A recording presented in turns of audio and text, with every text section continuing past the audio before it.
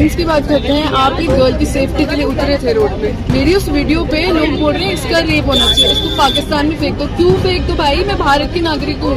तुम लोग कौन होती हो ऐसे कहना, तुम मेरे को सेफ फील नहीं करा रहे हो। All the Hindus are telling me that I should be. Nainital rape कांड को लेकर हिंदूवादियों की गुंडागर्दी के खिलाफ आवाज उठाने वाली हिंदू लड़की शैला नेगी को रेप और जान से मारने की धमकी मिल रही है। शैला नेगी को भारत छोड़कर पाकिस्तान जाने के लिए धमकाया जा रहा है। उन्होंने हिंदूवादियों से सवाल किया कि जो खुद हिंदू महिला को रेप की धमकी दे वो क्या इंसाफ की लड़ाई लड़ेंगे। मामले पर जाने माने पत्रकार और फिल्म मेकर विनोद कापड़ी ने चिंता जाहिर की है। विनोद कापड़ी ने एक्स पर लिखा कि शैला नेगी का गुनाह यह है कि शैला ने नैनीताल की खूबसूरत फिजा को हिंदू मुस्लिम करने से रोका था। नतीजा ये हुआ कि हिंदू बच्ची के साथ बलात्कार का विरोध करने वाले हिंदूवादी अब हिंदू महिला को ही बलात्कार की धमकी दे रहे हैं। मामले को लेकर हिंदूवादी इतने उग्र हो गए हैं कि नैनीताल शहर का पूरा माहौल तनावपूर्ण हो गया है। जुमे की नमाज के दिन बड़ी संख्या में उग्र हिंदूवादी मस्जिद के पास जमा हो गए। पुलिस को उनकी नीयत समझते देर नहीं लगी। अगर पुलिस वक्त पर हालात नहीं काबू करती तो माहौल काफी बिगड़ सकता था।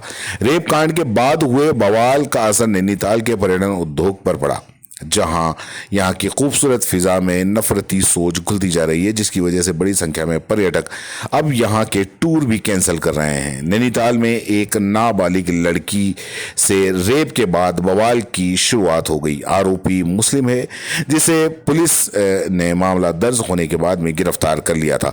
हालांकि मामले की भनक जैसे ही हिंदूवादी संगठनों को लगी तो वो गुंडागर्दी पर उतर आए और इलाके में मुस्लिमों को टारगेट करना शुरू कर दिया। उनकी दुकानों में तोड़फोड़ और उनके साथ में मारपीट की गई। शैला नेगी ने हिंदूवादियों से सवाल उठाया कि एक मुस्लिम आरोपी के गुनाह की सजा पूरी कौम को क्यों दी जा रही है, आखिर उनका कसूर क्या है। ठीक है, दुकानदारों को क्यों मारा निर्दोष? अगर कल वो आके मेरे भाई को मारते हैं यहाँ पे हिंदू को, तो आप क्या करोगे? क्यों कर रहे हैं आप लोग?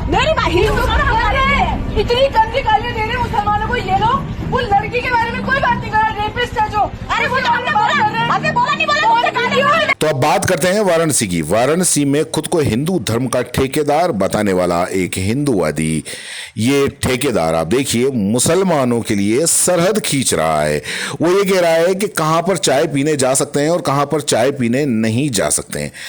आप ये देखिए कि उन्हें दायरे में रहने की सलाह दे रहा है। वो राह चलते मुसलमानों को पकड़कर टारगेट कर रहा है, उनका धर्म और उनके घर से बाहर निकलने का मकसद पूछ रहा है।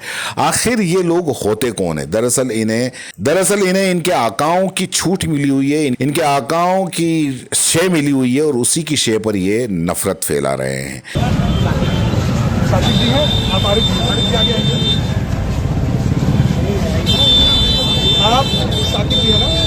आप साकिब जी हैं और आप आरिफ जी हैं। आपका घर कहाँ पे भैया? घर कहाँ है? सरैया यहाँ से कम 3 से 4 किलोमीटर दूर है। अब आप सोचिए कि चाय का बहाना करके ये लोग क्यों आके यहाँ बाहर बैठ रहे हैं। शाहिद भैया हैं और आप नसीम भैया हैं। आप कहाँ रहते हैं भैया? आप कहाँ रहते हैं? आप लोग मदनपुरा में क्या चाय की दुकानें नहीं है? क्या इनके घर में चाय नहीं बनता है? आप ये क्यों आ रहे हैं? आप इसका अनुमान लगा सकते हैं कि ये षड्यंत्र है एक प्रकार का, कि हमारी बहन बेटियां आए, इनको बोली आवाजा कसना, कमेंट करना, रेकी करना। वो कहाँ से उनका घर है, कहाँ स्कूल कॉलेज जाती है, पीछा करना और बहुत ज्यादा हो गया भैया। इसीलिए आज कोई भी ऐसा भारत में मोहल्ला नहीं है, कोई ऐसी गली नहीं है जहाँ हिंदू बहन बेटी लव जिहाद का शिकार न हो रही है। क्या मुसलमान अपने घर से दूर अपनी मर्जी से बाहर नहीं निकल सकते? क्या इस तरीके के ये जो धर्म के ठेकेदार हैं वो किसी भी मुसलमान को कहीं पे भी पकड़ के क्या कुछ भी पूछताछ करेंगे? क्या इस पे कोई सरकार या कोई पुलिस कोई कार्रवाई नहीं करेगी? आखिर कब तक ये नफरती लोग इसी तरीके से बांटते रहेंगे? अब बात किसान नेता राकेश टिकैत की। मुजफ्फरनगर में राकेश टिकैत के साथ हिंदूवादियों ने बदसलूकी की, उनके साथ धक्का मुक्की की और जिसकी वजह से उनकी पगड़ी सर से गिर गई। उन्हें गद्दार कहा गया, गोली मारने की धमकी दी गई। दरअसल पहलगाम की घटना को लेकर भगवा झंडे के साथ हिंदू संगठनों ने रैली बुलाई थी। राकेश टिकैत भी रैली में पहुंचे थे। देखते ही देखते माहौल तनावपूर्ण हो गया और मामले की नज़ाकत को समझते हुए राकेट टिकैत वहां से निकल गए। इस घटना को लेकर और देशद्रोह करे जाने को लेकर जाटों और किसानों में काफ़ी गुस्सा है। नरेश टिकैत ने काफ़ी गुस्सा किया है, उन्होंने आक्रोश जताया है और बाकी के जो जाट नेता और किसान नेता हैं उन्होंने भी काफ़ी आक्रोश जताया है। इस मामले में आपका क्या कहना है नीचे कमेंट बॉक्स में ज़रूर बताएं।